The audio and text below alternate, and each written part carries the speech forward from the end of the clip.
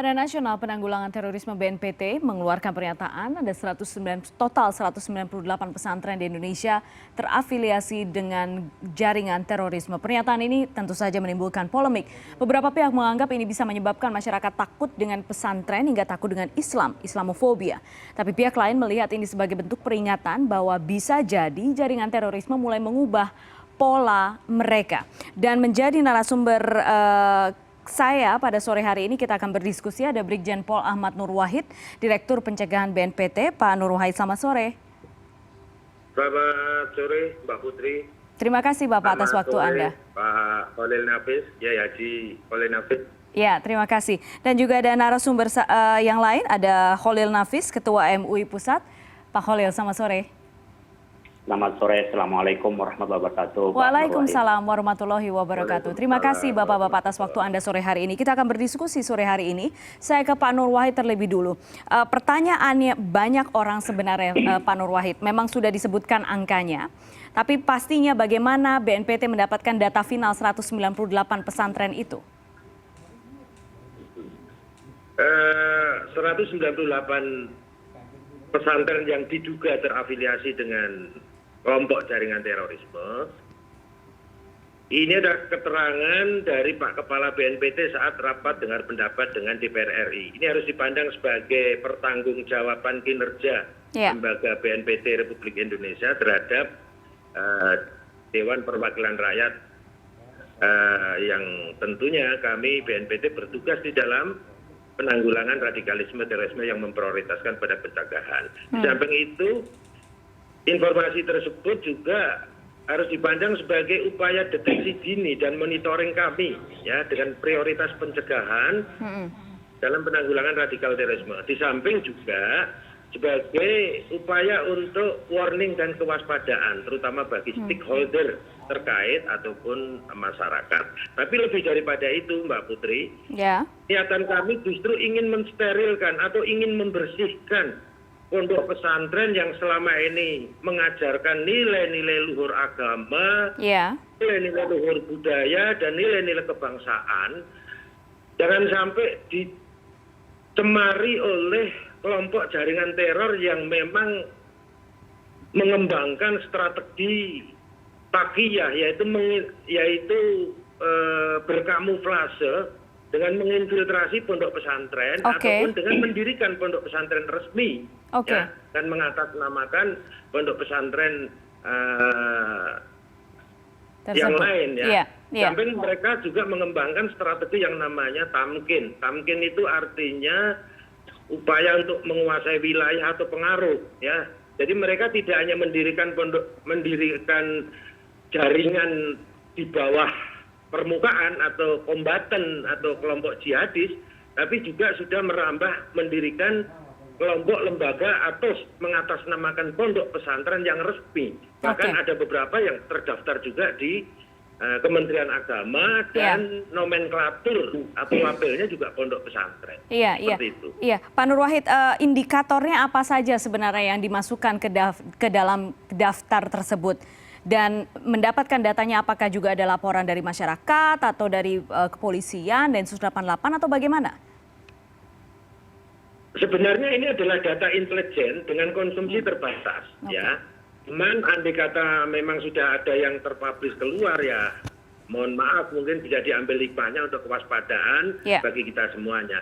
Nah, indikatornya antara lain yang pertama, pondok pesantren tersebut secara ideologis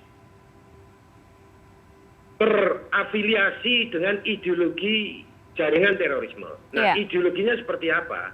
Yaitu di pondok pesantren tersebut mengajarkan ideologi takfiri yang mengkafirkan mereka yang berbeda, tidak hanya berbeda agama, tapi juga berbeda kelompok bahan, bahkan sesama Muslim pun juga saling mengkafirkan. Pertama ideologi, yang kedua tersebut juga diajarkan paham-paham intoleran terhadap agama maupun perbedaan, eksklusif terhadap lingkungan perubahan. Halo. Tetapi juga ditanamkan nilai-nilai anti Pancasila Oke. Ya, dan pro ideologi transnasional atau dalam konteks ini ideologi khilafah menurut versi mereka, dan juga di sini karena membangun trust, tidak percayaan Ketidakpercayaan ya. Oke. Baik. tidak terafiliasi dalam donasi pendanaan dan support jaringan terorisme itu Oke. sendiri. Ada Ini indikasi apa? pendanaan juga. Iya. Itulah yang mendasari kami mengklasifikasikan 198 pondok pesantren atau 0,007 dari seluruh pesantren yang tercatat di Iya. Oke. Baik. Pak Nur Wahid. Para 1.000 pondok pesantren itu diduga terafiliasi. Oke, baik. Saya ke Pak Khalil sekarang. Pak Khalil, Anda termasuk yang mengecam pernyataan ini. Anda menyaksikan datanya atau Anda mengecam statement yang dilepas begitu saja ke publik kemudian menimbulkan prasangka yang mungkin masih berlangsung sampai sekarang, Pak Khalil? Ya, tadi sudah diakui oleh Pak Nur Wahid bahwa sebenarnya data ini bukan untuk ke publik, tetapi adalah laporan kinerja di anggota dewan di parlemen. Berarti yang perlu disikapi adalah bagaimana data intelijen itu lebih hati-hati ke publik. Karena nantinya menjadi masalah. Ini yang harus barangkali menjadi sikapnya Bapak sekalian di BNPT. Saya mendukung untuk pemberantasan terorisme. Yeah. Data seperti saya pikir data biasa di dalam, tapi ketika keluar kami pengelola pesantren, NU paling banyak yang pesantrennya kan menjadi gelisah. Iya. Ini masalahnya sudah diakui oleh Pak Wahid tadi bahwa ini masalah karena kebocoran data. Menurut saya bukan dimaklumi untuk waspada, tetapi ditarik kembali bahwa ini ada data sedang diolah, data sedang proses, itu yang pertama. Yang kedua, ini perlu diluruskan juga, saya apresiasi juga, takfiri itu ada dua. Ada takfiri yang mengancam terhadap entitas negara, sehingga orang lain yang dikafirkan itu lalu intoleran, harus dihancurkan, dan negara diubah dengan khilafah. Saya setuju itu adalah bagian dari radikalisme ekstremis yang mengarah pada mungkin gerakan terorisme. Tapi takfiri dalam arti mengkafirkan orang lain yang beda agama, kafir itu bukan hal yang bahaya. Jadi orang muslim dan orang kafir. Kami tetap bertoleransi hidup bersama dengan orang kafir. Ini ada paradigmatik yang salah. Sebagian teman itu ketika mengkafirkan orang lain itu dianggap kita menyerang dan membunuh. Enggak. Ada yang mengkafirkan. Karena gini ya, dalam Islam itu ada ajaran orang itu kafir. Ada. Ghairul muslimin itu ada kafir. Tetapi kafir itu ada kafir dhimmi, ada kafir harbi. Ya, kalau dalam konteks negara Islam, ada yang itu memang kafir yang bareng dengan kita, ada orang kafir yang menyerang kita. Dalam konteks negara nation state seperti demokrasi di kita, ada yang kita menganggap kafir, itu adalah hidup bersama dengan kita, doa kan sendiri-sendiri dan hidup bersama. Ada orang yang berpikiran ketika orang kafir itu harus dibunuh. Lah ini yang teroris, yang ekstremis yang begini. Tapi menganggap kafir masih bisa hidup bersama, itu nggak ada masalah dalam konteks kita keyakinan keagamaan dan konteks bernegara. Ini harus diwaspadai di dalam bentuk teorinya. Jangan sampai kita menyamaratakan. Jadi nanti nggak boleh orang-orang ngomong kafir. Padahal dalam agama boleh kita ngomong kafir. Hanya tidak boleh kita ini menyerang orang kafir. Tidak boleh mengganggu orang kafir. Apalagi ibadahnya. Tidak boleh memakinya. Ini banyak orang sekarang kalau mengkafirkan dianggap itu adalah intoleran. Nah, mengkafir-kafiran yang nggak boleh. Tapi dalam ajaran Islam di internal, ada hal inilah. Ini menurut saya yang sangat detail di dalam pemilahan radikalisme terorisme. Yang saya membedakan. Radikalisme itu bisa ada seperti menghormati pada bendera. Tidak menghormat bendera itu bisa menjadi radikalisme. Tapi apakah terorisme? Itu bisa terorisme kalau dia menganggap negara ini tauhid. Tapi kalau dia salah paham bahwa hormat dianggap bagian dari sujud sehingga menganggap haram tapi tidak karena menentang nation state, di sini proses radikalisme itu perlu diberi pemahaman bahwa agama tidak menganggap sujud atau menyembah kepada bendera, tetapi ini adalah sebuah proses di mana mereka diajak berpikir lebih luas bahwa ini adalah bagi kecintaan pada tanah air. Nah ini menurut saya ada radikalisme sampai menjadi ekstremisme dan terorisme, ada radikalisme yang pada proses dia pemahaman keagamaan yang konservatif. Nah ini menurut saya yang perlu dipilah dalam hal ini. Makanya saya menyampaikan tolong kalau ini udah dibuka, ditarik sekalian bahwa ini data intelijen yang tidak perlu dibuka. Atau sekalian dibuka mana yang dianggap namanya terorisme itu. Ayo kita bina bareng, kita setuju. Itu iya, betul. Tapi jangan sampai yang tidak apa-apa ini malah menjadi khawatir, orang menjadi menjadi underestimate dengan pesantren gitu ya. Iya, itu kemudian pertanyaan saya berikutnya Pak Nur Wahid. Bagaimanapun sekarang datanya sudah disampaikan oleh Pak Boy ke hadapan umum dan sekarang sudah tersebar sedemikian rupa, sudah ada angkanya 198. Yang kemudian juga saya mengutip dari pernyataan Pak JK, Ketua Umum Dewan Masjid Indonesia, data disampaikan, pesantrennya dipanggil satu-satu, tapi tentu saja hati-hati. Nah, berkaitan dengan data-data ini Pak Nur Wahid, apakah kemudian BNPT sudah berkoordinasikah dengan Kemenak yang membawahi pesantren-pesantren di Indonesia, atau apakah sudah berdiskusi dengan ormas-ormas Muslim untuk kembali mengutip Pak Khalil tadi, bersama-sama mencegah supaya ini tidak terlambat? Yang pertama, saya menanggapi Kiai Khalil ya, sangat setuju sekali. Saya bahwa takfiri di sini maknanya adalah takfiri yang menanamkan anti NKRI atau anti ideologi negara. Sehingga sikap mereka itu eksklusif terhadap lingkungan ataupun perubahan, kemudian intoleran terhadap keragaman perbedaan, termasuk intoleran terhadap budaya dan kearifan lokal yang justru banyak kembangkan di pesantren-pesantren Ahlussunnah wal Jamaah. Nah, kemudian anti pemerintahan yang sah di sini sikap membenci dengan membangun ketidakpercayaan masyarakat terhadap negara ataupun pemerintah atau pemimpin yang sah dengan narasi-narasi hoax, adu domba, fitnah dan lain sebagainya, termasuk membangun paradigma intoleransi terhadap segala keragaman dan perbedaan yang ada. Itu yang pertama.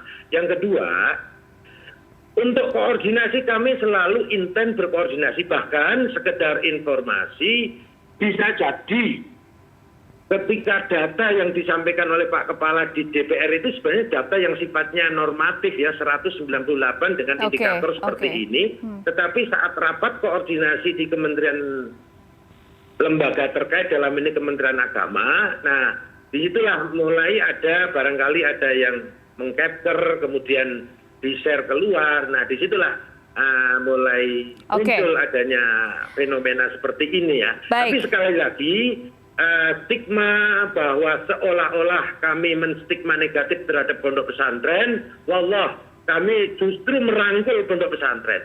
BNPT tidak bisa bekerja sendiri, justru kami selalu melibatkan komunitas pondok pesantren, termasuk kami juga membentuk gugus tugas pemuka agama yang terdiri dari ormas keagamaan moderat, NU, Muhammadiyah, Al-Wasliyah dan lain sebagainya, termasuk kami juga berkolaborasi dan melibatkan dan berkoordinasi dengan kementerian lembaga terkait termasuk dengan Pemda. Yang khusus untuk pondok pesantren ini kami intens terhadap Kementerian Agama. Kemudian yang selanjutnya Mbak Putri, Pak Nur Wahid, justru kami ingin sekali bersama-sama dengan pondok pesantren yang benar-benar selama ini mengajarkan hubul watan minal iman ini untuk sama membersihkan dari fitnah-fitnah di dalam pondok pesantren tersebut. Karena memang ini jelas 198 ini menginfiltrasi ya, nilai-nilai menginfiltrasi institusi, lembaga, pondok pesantren, bahkan kelompok radikal terorisme ini juga sudah merambah kayak kemarin misalnya di institusi yang sangat kredibel, yang sangat kita hormati yaitu MUI ya. Tentu saja kalau oknum-oknum ini sudah melanggar hukum, sudah memenuhi unsur tindak pidana teror, kami lakukan tindakan preventif justice. Tetapi kalau belum, baru berideologi, unsurnya tidak atau belum terpenuhi, otomatis hanya kami jadikan untuk kewaspadaan, deteksi dini dan monitoring. Itu merangkul saja, merangkul berarti ya BNPT. Kita sekarang jeda dulu, nanti setelah jeda saya akan ke Pak Khalil. Kalau misalnya melihat bagaimanapun sekarang datanya ada, sudah tadi dijelaskan juga beberapa terkait dengan jaringan terorisme yang bagaimana termasuk juga indikatornya. Yang bisa kemudian dilakukan sekarang, masukan dari MUI Pusat setelah jeda ya, Pak Khalil tetap bersama kami. Di sini.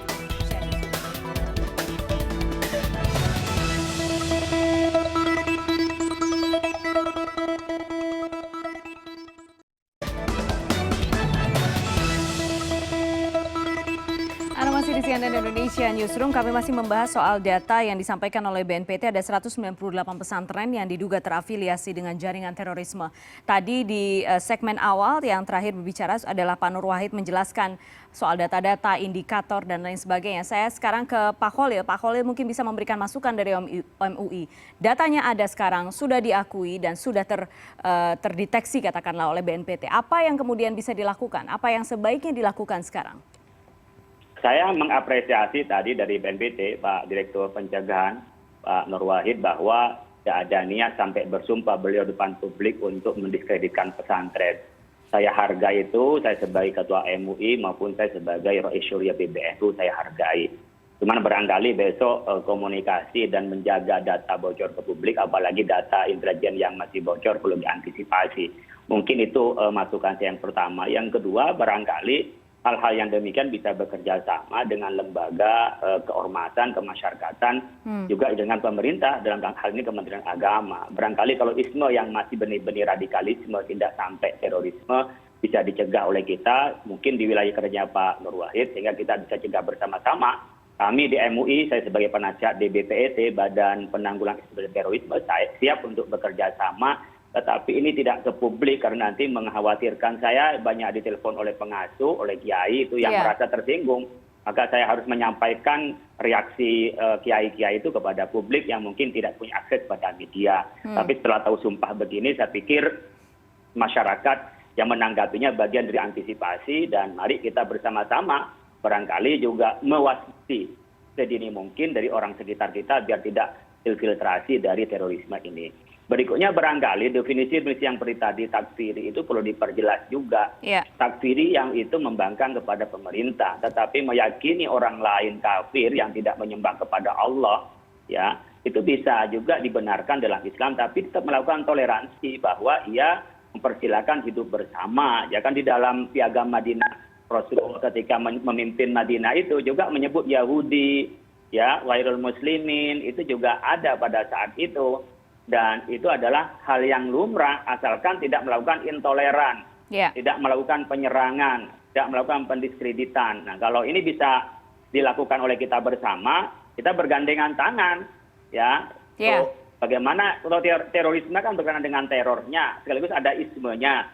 Teror barangkali bisa dilakukan oleh Densus untuk menjaga dan mengantisipasi keamanan negara. Tapi ismenya bisa kita lakukan bersama, karena ideologi itu tidak bisa ditangani dengan kekerasan. Ideologi itu bisa ditangani dengan pemahaman, dengan dialog untuk mengubah persepsi. Segitu banyak sekarang napiter ya, mantan narapidana terorisme yang diubah pola pikirnya, yang kemudian dia menjadi orang yang militan untuk menangkal terhadap terorisme itu. Begitu juga mungkin afiliasi kepada kelompok tertentu, umpamanya kelompok pada jamaah Islami, ya mungkin bisa diluruskan. Kalau diluruskan kita terima, kan kita bisa terima taubat orang, perubahan bisa diterima. Nah, kalau belum ada tanda-tanda pelanggaran terhadap undang-undang, ayo kita garap bersama mengembalikan mereka kepada cinta NKRI. Dulu itu pernah ada di zaman Rasul Bani Quraidah, dilakukan pengembalian kepada pemahaman bernegara bersama di Madinah, dan kemudian Rasulullah mengakuinya. Jadi tidak semua yang berbeda dilakukan dengan cara teror, tapi ismenya bisa diubah dan menjadi teman kita dan kembali pada kepangkuan NKRI tentunya.